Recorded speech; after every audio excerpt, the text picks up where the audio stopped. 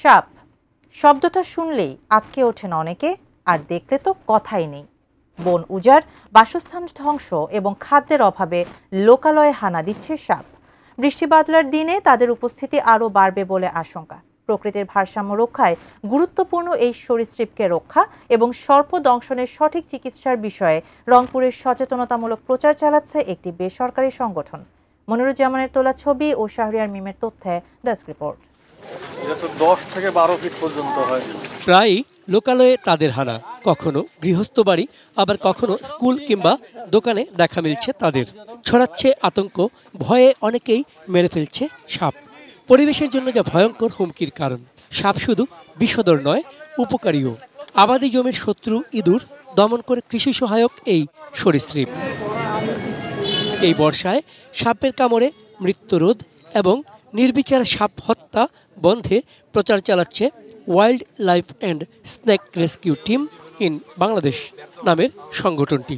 AC কেনার কথা ভাবছেন? ভিশন দিচ্ছে যে কোনো এসিতে 15% নিশ্চিত ছাড়। এছাড়াও থাকছে মানি ব্যাক গ্যারান্টি নিশ্চয়তা।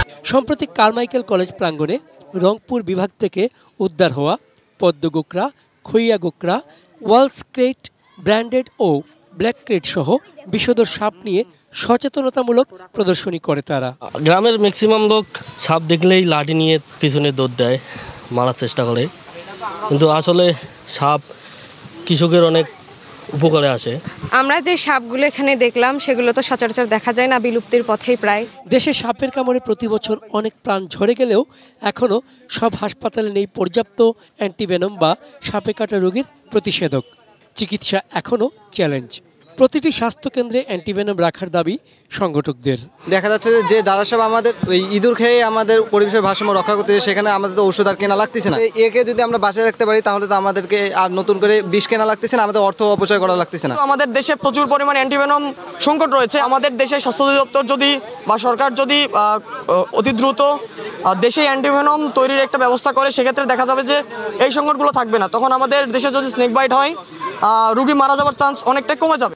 চন্দন পাল, ডেস্ক রিপোর্ট, এটিএন নিউজ।